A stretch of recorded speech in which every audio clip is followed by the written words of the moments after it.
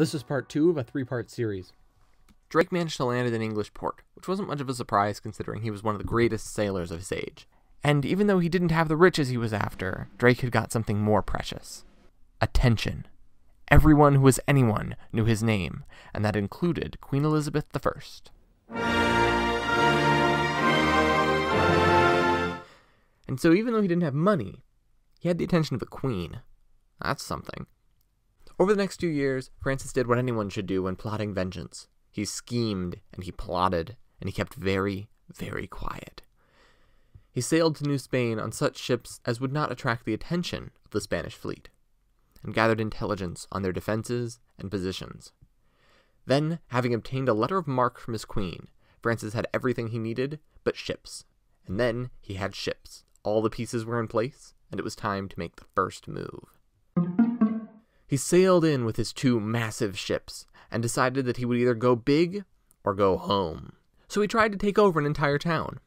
The town of Nombre de Dilo.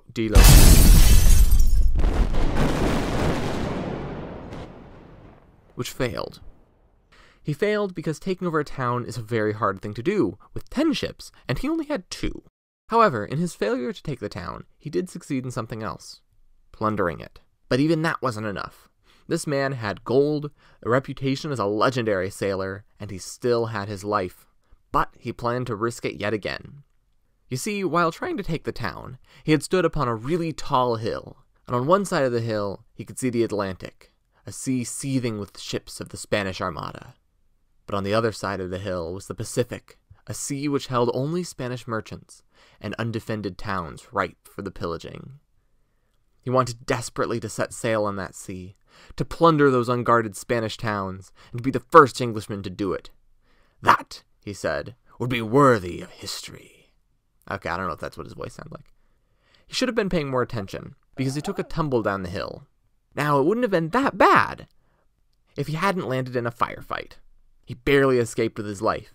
Bleeding, dizzy, and dazed, Francis tried to crawl desperately for what he hoped was his ship.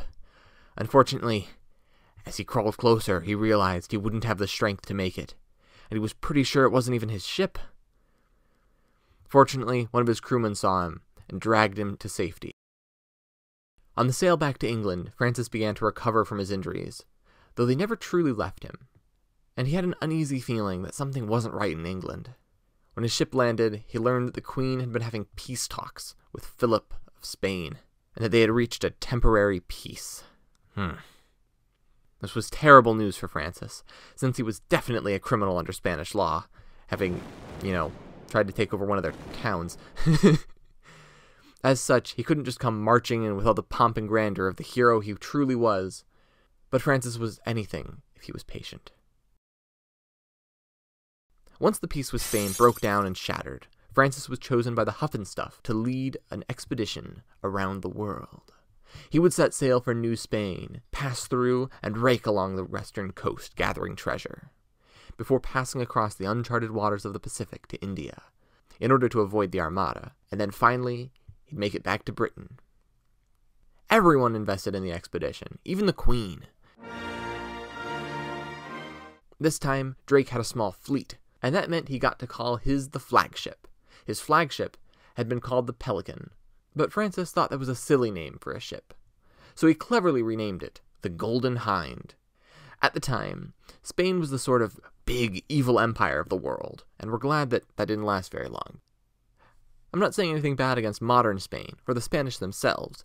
It's just that the Spanish in the New Spain colonies were treated pretty horribly by their governments, and the empire was really not one that I'd want to live in. For more information on the early Spanish colonies, you can check out this video series by Crot, or some of the stuff by Waterfallfist. Their channels are linked in the description. Anyway, all of this put Francis in a sort of Star Warsian rebels versus the Empire position, where he was the rebels.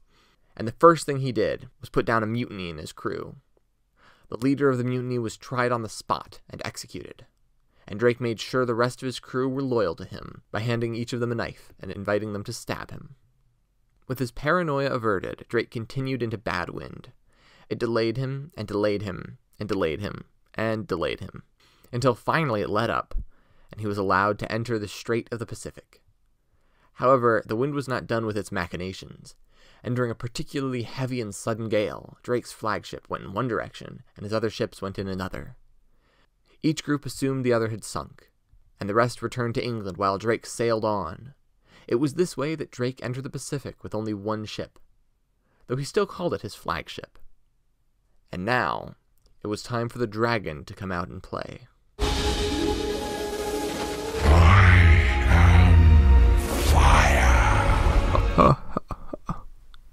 Drake ravaged the coast, looting at will, plundering so much treasure that his ship became weighed down with gold. He also captured a couple of Spanish ships as trolleys to carry more of the loot. You see, the Spanish were undefended, basically unarmed, and very willing to give up their gold rather than be slaughtered. Drake tried to sail north, looking for this illusionary northwest passage that a lot of sailors tried to look for. Obviously, he didn't find it, but he kept going as far as where San Francisco now stands.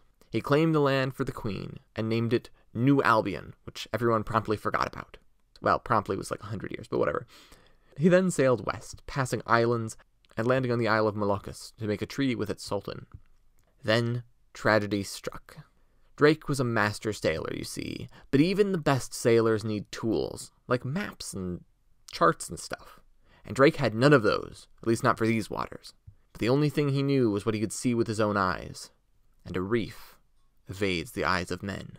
Fortunately, he wasn't going that fast, and the damage didn't sink his ships immediately.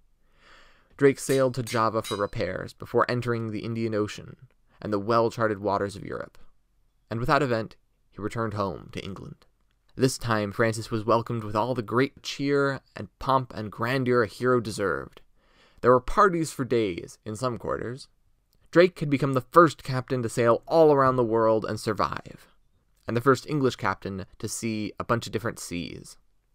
Yeah. Despite the Spanish diplomat protesting that he was a criminal, a pirate, a no-good scallywag, a murderer, a thief, a wretch, and a villain to the King of Spain, Queen Elizabeth herself came aboard his ship and knighted Francis as Sir Francis Drake, hero of England. This was such a great honor for the low-born, ambitious farm boy that he wept before his queen. In not that long, Drake became Mayor of Plymouth, which was a British place in those days. Might still be, I'm not sure. He settled into the position like an old hat, and by all accounts he did a pretty good job of it. Francis also married twice, but sadly he had no children, so his legacy only lives on in his legends. Eventually, Francis would die. Before that happened, he had another adventure. An adventure with the Spanish Armada. But that's where I'll have to leave it for today, because this is quite long already, and animating this is going to take a while. So, I hope you enjoyed, and please be sure to check out the next one, or check out a book from the library, and I hope you enjoyed. Have a nice day.